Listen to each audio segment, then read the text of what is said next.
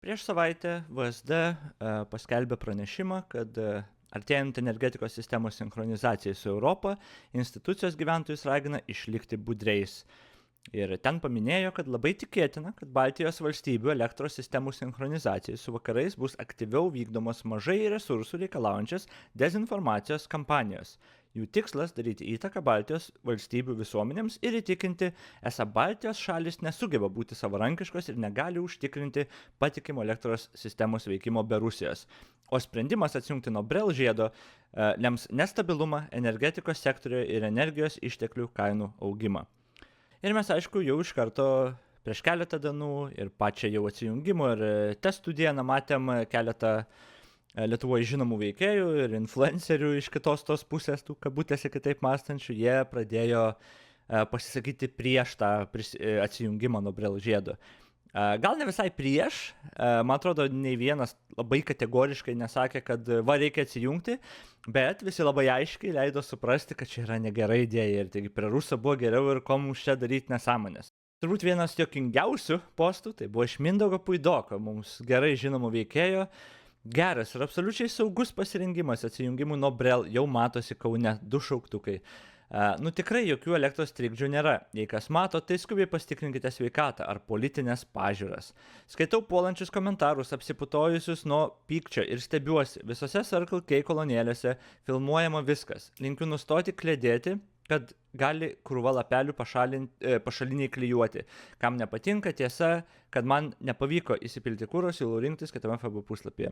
Tai čia, žinoma, jau su Puidoko pataisa, lapelis matom ant kažkokio ekrano, kuris beje veikia, bet čia nesvarbu.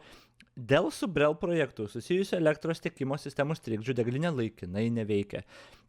Artimiausia degalinė, veikianti degalinė ir kitas sąrašas nurodytas. Dabar, aišku, internetas ir praktiškai visi labai smarkiai pradėjo stumti ant Puidoko, nes galų galia tai yra nesąmonė ir tos degalinės veikia ir degalinių savininkai visi labai greitai susiskambino, patikrino, viskas veikia, jokių trikdžių nėra. Tai žinoma, ir Puidokas kaip ir dabar sako, aš tai negalėjau įsipilti, bet man šitas epizodas primena The Wire serialo vieną epizodą, kai reporteris pradėjo po truputį klastoti istorijas. Prasidėjo viskas nuo galbūt citatos kokios pataisimo, o paskui jis pradėjo matyti pagrobimus ir panašiai, kai realiai tiesiog režisuodavo scenarius.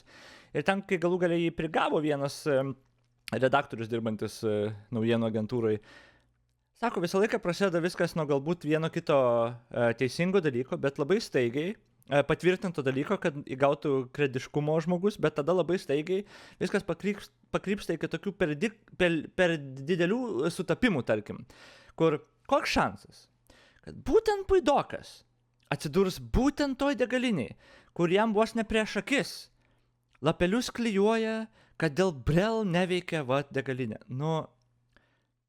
Jeigu jūs patikit Puidoku šitokioj vietoj, ar galvojat, kad čia yra labai tikėtina, kad taip ir atsitiko, tai aš jums turiu tiltą parduoti, kaip ten tas posakis. Jo, dabar kas ten buvo, aš nežinau, įmanoma, kad kažkokie darbuotojai nusprendė, Puidoko pažiūrų, nusprendė patys klijuoti lapelius, gal ir bus kažkoks ten tyrimas, aš nežinau, ten kamerų gal ir yra, gal nėra. Bet tai, kad Puidokas tokį lapelį paviešina, kad degalinė neveikia, elektros trikdžių yra, kur nėra jokių trikdžių, tai nestebina nieko. Tada, žinoma, turėjom ir keletą kitų veikėjų, kurie gal ne tiek drąsiai, bet mėgino diskredituoti irgi tą patį atsijungimą nuo Brel. Vienas iš jų buvo gerai žinomas, labas žmogau, Saulius Gintautas. Ir mes? Ir ką mes? Ir kur mes? Ir dėl ko mes? Kas mes būsim? Nepriklausomi? Nuo ko? Nuo sveiko proto? Klausim, saugus? Ką reiškia saugumas elektros srity? Žinoma, tokia mini diskreditacija, nuo kogi mes ten saugus galim būti ir ar nuo sveiko proto tikrai mes būsim nepriklausomi, bet jo. Nieko ypatingai svarbaus, žinoma, spekulacijos, be jokių įrodymų, tiesiog žmogaus, kaip visą laiką dezinformacija, misinformacija skleidžiama ir tiek, kad čia neva ir kainos kils dėl to atsijungimo ir kažkas bus blogiau. Ir labai stengiamasi nepasakyti, kas bus blogiau, ar iš tikro bus blogiau kažkas, bet visą laiką galima jų kalbose girdėti tą tokią baimės ir ne tik, kad baimės, bet tokia nostalgišką prisiminimą, kad kažkada buvo tvarka ir viskas buvo užtikrintai ir veikia stabiliai prie Ruso, žinoma. Aišku, šitie žmonės labai patogiai savo pamiršta, kas būna, kai tu nepaklūsti Rusui ir tada kas prasideda ir kokie šantažavimai ir spaudimas prasideda, kai tu jiems duodi kažkokį įrankį, kuriuo jie gali tave šantažuoti. Taip pat pasisako ir kitas veikėjas, Marius Jonaitis. Ir šitame tinkle mes buvome, jeigu skaičiuom nuo 90 metų, jau 35 metus, aišku, taip veikia ta sistema ir anksčiau, ir kažkaip gyvenimas nebuvo subirėjęs, atrodo gyvenom kaip gyvenę, galėtume gyventi ir toliau. Bet pasirodo, reikėjo keisti sistemą, išeiti iš egzistuojančios sistemos ir įeiti į naują sistemą.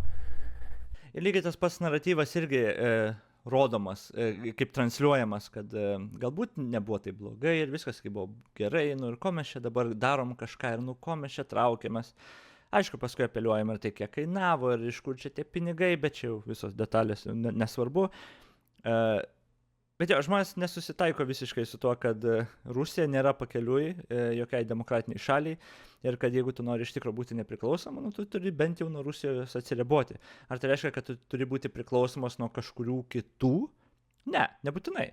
Bet tai reiškia, kad tu laisvų norų gali sudaryti kitas sutartis su tais, kurie bent jau neterrorizuoja ir tavęs ir visos Europos tokiom reklamom, kaip gal pamiršot.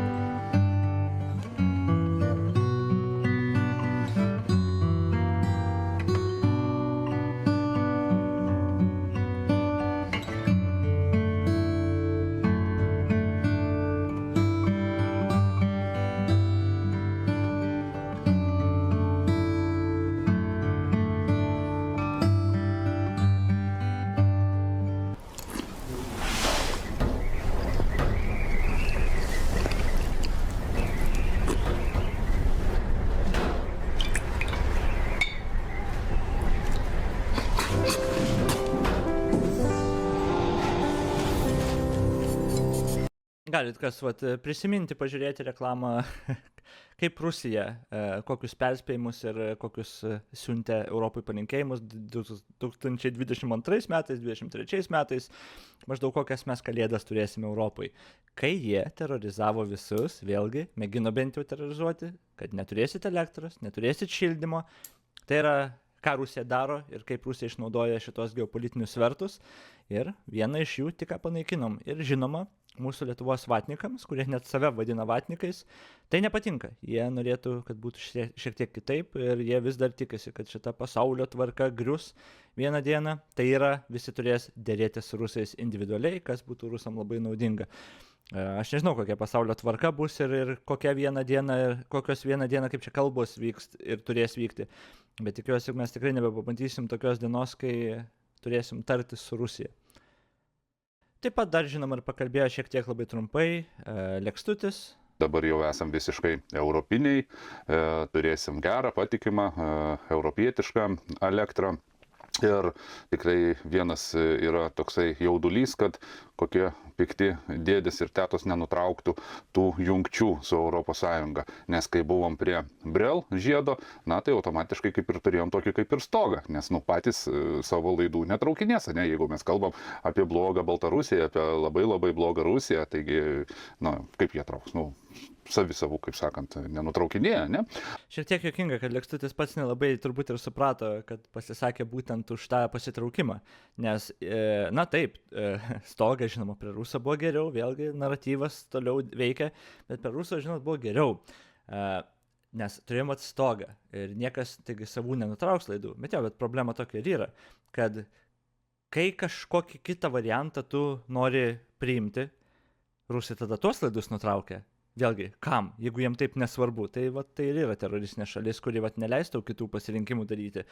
Ir tada neturi laisvės. Ir Lekstutis to nelabai supranta. Bet jis čia apibūdino būtent tą nepriklausomybės nebuvimą, kai tu esi su to stogu. Nes tu esi priklausomas nuo to stogo tada. Ir taip, į savo laidų galbūt nenutraukinės, bet jeigu tu neturėsi kitų pasirinkimų, o jis mėgins pasirūpinti teroristiniais būdais, kad tu neturėtum kitų pasirinkimų, jis tau pradės grasinti, jeigu tu jam nepaklusi. Ir čia tiesiog eilinis kartas. Bet šiaip, bendrai paėmus, šita anti-Brel atsijungimo nuo Brel propaganda tokia ir spaudimas nebuvo toks smarkus. Panašu, kad jis labai nekoordinuotas. Tiesiog bendras toks antieuropietiškas sentimentas tarp šitų žmonių, kurie yra daug griežčiau pasisakė įvairiais klausimais. Šitų klausimų kažkaip gan silpnai pasisakė. Čia jau sąmokslo teorijų yra pilna, žinai, ar ten finansavimas nutrūko, ar nurodymų nebeateina iš ten kažkur.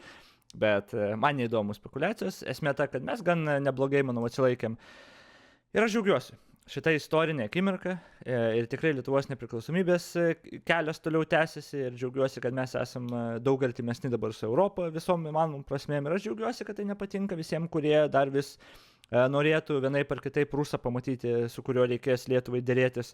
Tai džiaugiuosi, kad šitie žmonės turi labai mažai galios ir džiaugiuosi, kad Rusija, man atrodo, pamažu po truputį supranta, kad Baltijos šalis yra jau nebepasiekiamos jiems. Ir kad ir kiek jie ten paskutinės konvulsijas mėgintų rodyti, cituojant gerbiamą šių laikų poetą Tratą, Lietuva eina teisingų kelių ir mes padarėm dar vieną labai nuostabų dalyką link buvimo visiškai iš tikro nepriklausoma šalim.